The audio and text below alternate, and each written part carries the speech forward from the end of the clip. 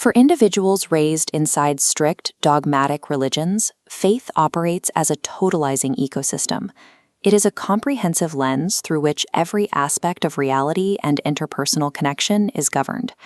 In these environments, community, identity, and existential safety exist as one rigid, inseparable structure.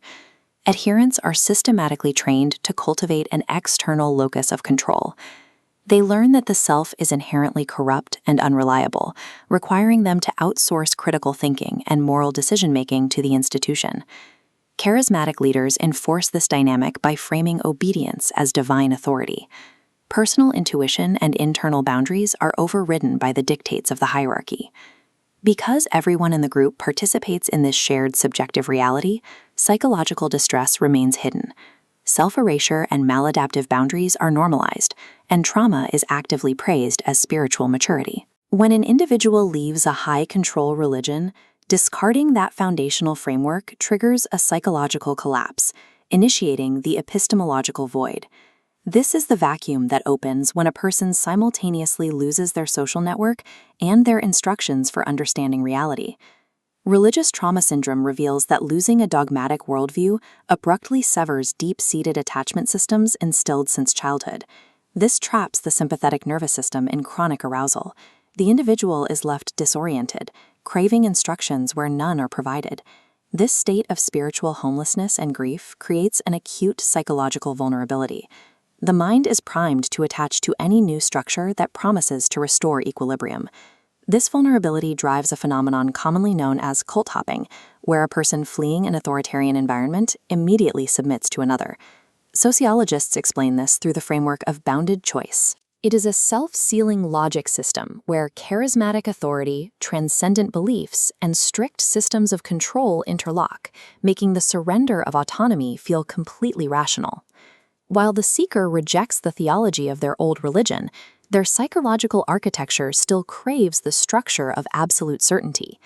Secular masked cults like Billy Meyer's Figu organization capitalize on this craving.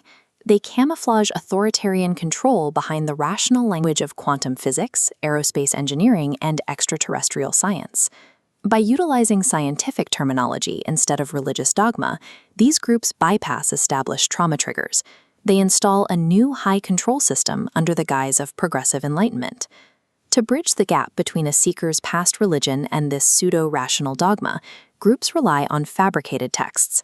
For example, the Talmud of Jmmanuel is presented as an ancient Aramaic scroll that predates the New Testament.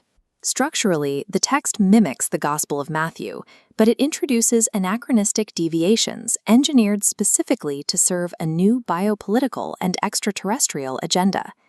The forgery replaces divine conception with alien biology and removes a sovereign God in favor of spirit evolution and extraterrestrial intervention. The original Aramaic scrolls were allegedly destroyed in a fire. This destruction of evidence trope guarantees that the cult leader remains the sole arbiter of the text's translation and meaning. The text acts as a Trojan horse. It feels like a logical step out of traditional dogma, but it tricks the seeker into once again outsourcing their critical thinking to an external authority. Eventually, the illusion of the new group fractures, prophecies fail to materialize, or scholars conclusively expose the foundational texts as forgeries. The resulting cognitive dissonance is brutal. The seeker realizes they have surrendered their autonomy to yet another deceptive, high-control system. The shame of being fooled twice triggers existential dread. Confronting the duration of this deception often makes the process of leaving a second group harder than leaving the first. Falling for a second group represents a predictable biological survival response to the pressure of the epistemological void. The final phase of recovery requires dismantling the cult's pseudo-identity, the ingrained programming that constantly seeks out external authorities for validation. The seeker must recognize the internalized presence of religious figures as co-created narratives rather than absolute authorities. This creates psychological distance, allowing them to view their identity as a fluid, self-authored construct rather than rigid rules inherited from a charismatic leader. Authentic healing requires the courage to tolerate the chaos of the universe without demanding an instruction manual or a perfect worldview.